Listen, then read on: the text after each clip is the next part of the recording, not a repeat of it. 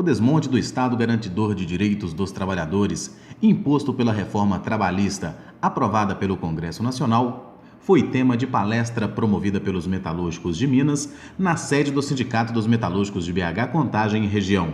Frederico Melo, técnico do DIEESE, destacou os principais pontos da antirreforma e as consequências na vida da classe trabalhadora. Mas se eu pudesse sintetizar essa reforma, eu diria que, em última instância, o que ela faz é relativamente simples. Ela desprotege os trabalhadores e as trabalhadoras e protege as empresas. É isso que, em última instância, ela faz. E desprotege os trabalhadores e as trabalhadoras, tirando garantias institucionais que os trabalhadores e as trabalhadoras têm hoje. E o que eu chamo de garantias institucionais? São as garantias dadas ou pelo Estado ou pelo sindicato. Então, essas garantias concedidas pelo Estado ou pelo sindicato é que eles reduzem e, por outro lado, eles elevam as garantias que a empresa tem, concedendo a ela, enfim, legalizando fraudes, formas precárias de contratação, etc., aumentando a flexibilidade que elas têm e, então, protegendo as empresas. Então, é isso que eles fazem, né? Protege os trabalhadores e os trabalhadores protegem mais as empresas. Isso reverte na prática um princípio que ordenou a construção do direito do trabalho no Brasil, que era entender a pessoa trabalhadora como a parte mais frágil da relação de trabalho e que, portanto, a pessoa trabalhadora deveria ser protegida frente às empresas na sua relação de trabalho. Eles acabaram com isso. E a gente vê isso que, de vez em quando, eles assumem o discurso, né? Então, de vez em quando, eles falam o seguinte: a gente tem que parar de ver o trabalhador como um coitadinho, parar de ver a trabalhadora como uma coitadinha. O trabalhador e a trabalhadora sabem o que é melhor para si e eles têm condição, então, de negociar individualmente as suas condições de trabalho com as empresas ou com as entidades empregadoras de maneira geral.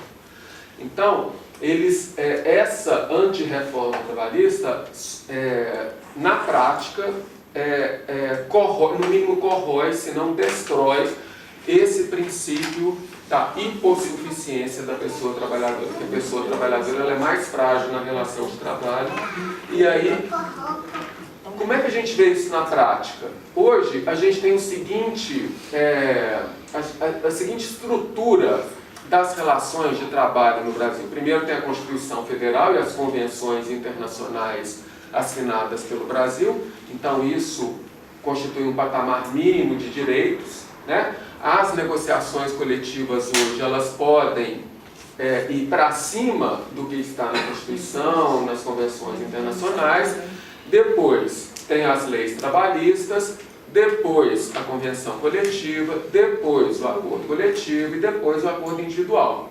Então, isso significa que um acordo individual hoje não pode prever menos direito do que prevê o acordo coletivo, do que prevê a convenção coletiva, do que prevê a lei, do que prevê a Constituição. Eles estão, em alguns casos, revertendo essa hierarquia. Algumas coisas elas vão poder ser negociadas a nível individual, independente da lei e, no limite, até independente da Constituição, né?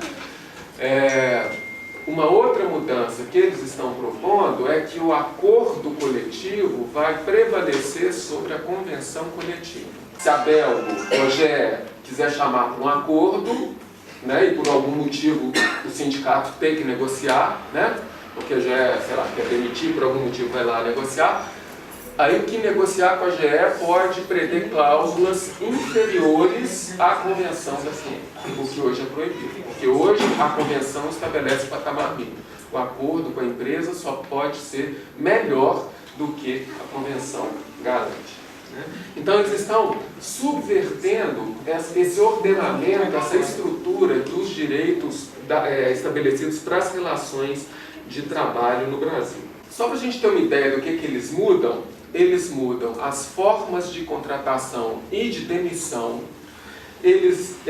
A lei muda como eu já disse, que alguns direitos vão poder ser negociados individualmente, e eu vou chamar a atenção para alguns deles que são muito importantes e que vai mudar muito a realidade da vida do trabalhador e da trabalhadora.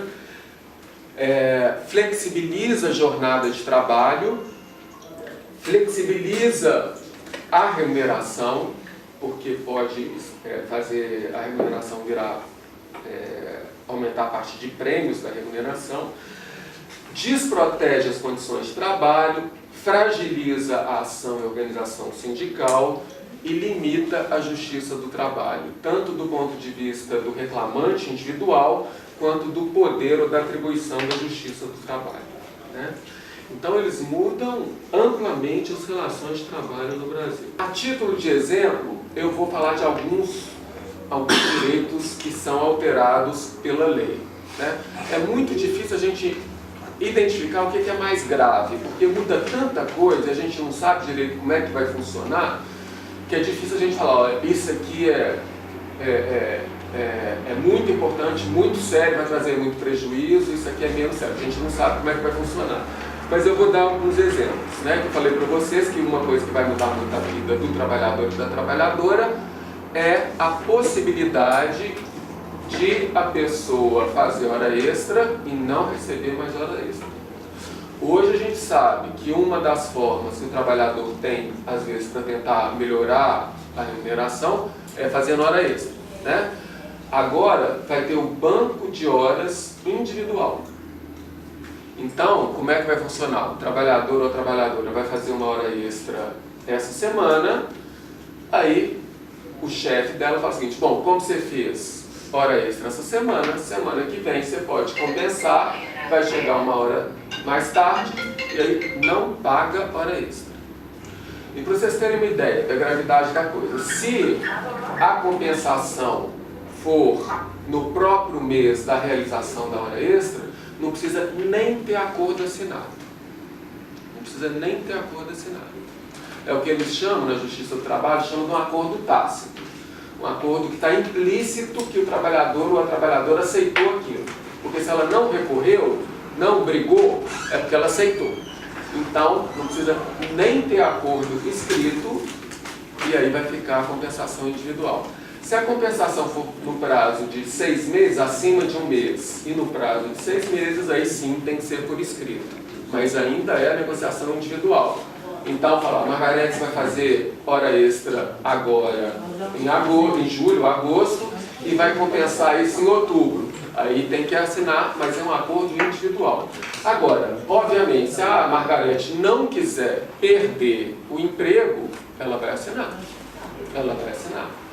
Aí vocês lembram quando eu falei lá, né, um pouco mais atrás, que no direito do trabalho no Brasil prevalecia o entendimento de que o trabalhador ou a trabalhadora era a parte mais frágil da relação de trabalho, que, portanto, deveria ser defendida, protegida?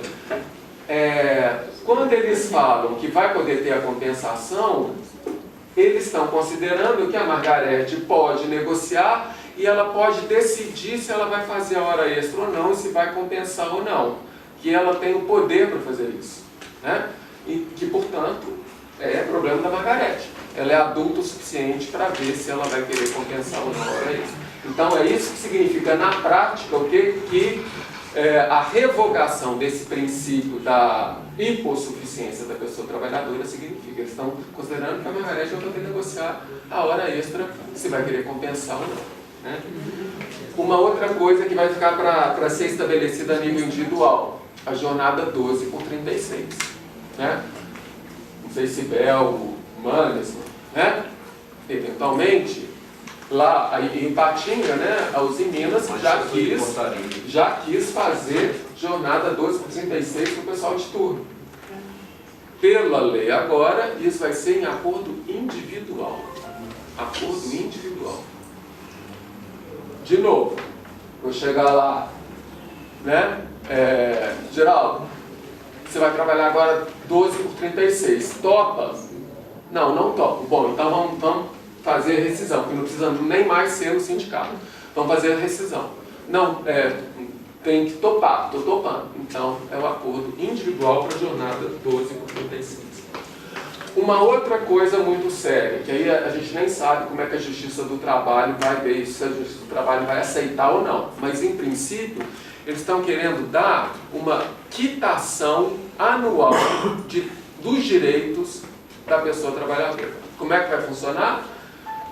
Vou levar, eu sou chefe da Margarete. Ô Margarete, ó, virou o ano, vamos lá no sindicato, você vai me dar um recibo de que eu te paguei todos os seus direitos no ano passado. Paguei FGTS não que tem um controle, mas paguei hora extra, te dei férias, né? Você vai me dar lá um recibo no sindicato. Aí a Margarete vai falar, não vou te dar esse recibo porque você não me pagou tudo. Bom, então Margarete, você está demitido, né?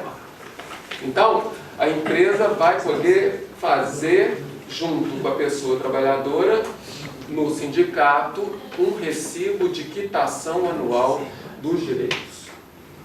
E por que eu falei que a gente não sabe ainda como é que a Justiça do Trabalho se vai aceitar ou não esse tipo de recibo? Porque é óbvio, né, que a pessoa que der o recibo, ela está pressionada para dar o recibo, né? A Justiça do Trabalho pode entender que ela foi forçada a dar aquele recibo. Uma outra coisa que a lei fala, ela amplia as formas de contratação que hoje a gente tem no Brasil, né? Amplia tanto no sentido de criar novas formas de contratação, quanto no sentido de estender prazos e formas de tipos que a gente tem hoje. Então, por exemplo, para o contrato de trabalho por tempo parcial, que hoje já existe e era para jornadas de até 25 horas semanais, até antes da aprovação da lei, né? Agora, com a aprovação da lei, o contrato de trabalho por tempo parcial pode ser de 30 horas semanais ou até mesmo com a hora extra de 32 horas semanais. Então, eles ampliaram o contrato de jornada por tempo parcial, né?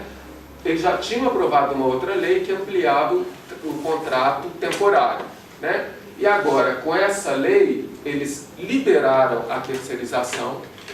A empresa pode terceirizar tudo que quiser, né? E criaram duas formas novas de contrato de trabalho. Um é o teletrabalho, né? É o trabalho em casa, a pessoa fica em casa, faz alguma coisa em casa e manda para a empresa. E aí qual que é o problema do trabalho em casa? Que não tem controle de jornada, né? E também isso vai ser estipulado por contratação individual, por negociação individual com o trabalhador ou trabalhadora. A pessoa vai ficar em casa, vai fazer tarefa e vai mandar para a empresa. E o outro, que talvez seja mais sério, que é o chamado contrato de trabalho intermitente. Vocês sabem como é que é isso?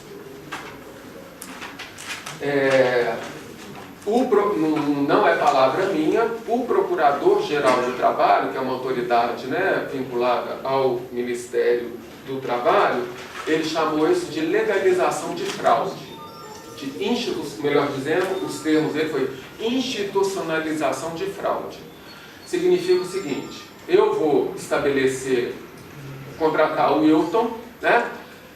Você vai trabalhar para mim, mas você não precisa na minha empresa. Só quando eu precisar de você, para o tempo que eu precisar de você, eu te chamo com umas horas de antecedência e você trabalha para mim essas horas estipuladas nesse contrato específico e você vai receber só pelas horas trabalhadas. E aí isso pode ser 1 hora semana que vem, 8 horas daqui a 3 meses, 1 semana daqui a 6 meses. Independe do tipo de contrato. É quando a empresa precisar do trabalho, vai chamar o trabalhador ou trabalhadora e a pessoa vai receber só pelas horas efetivamente trabalhadas. Isso é o que eles chamam de contrato de trabalho intermitente, né? Isso já existia no McDonald's, a Justiça do Trabalho e o Ministério Público caíram matando o McDonald's, aí foi considerado ilegal, o McDonald's teve que fazer um TAC, né? Um termo de ajustamento de conduta, e aí agora legalizou, institucionalizou essa fraude, essa relação precária de trabalho. Bom, e aí, olha só, as empresas elas vão ter um leque de possibilidades de contratação. Hoje a gente já tem, né, o contrato por tempo indeterminado, que é esse que até agora era o padrão típico das relações de trabalho, né, quando você assina a carteira, é o contrato de trabalho por tempo indeterminado, né? Já tinha uma coisa que era ilegal, que era o sem carteira, né, vai continuar existindo. Eles ampliaram recentemente o temporário, agora com essa lei ampliaram o tempo parcial, criaram o teletrabalho, criaram o trabalho intermitente e ainda pode ter a terceirização, sendo que a terceirização pode ser por qualquer uma dessas formas. Ou seja, por exemplo, a Belgo pode fazer um contrato de terceirização como uma empresa e essa empresa vai contratar o seu pessoal como intermitente, como autônomo, como tempo determinado, temporário e por aí vai.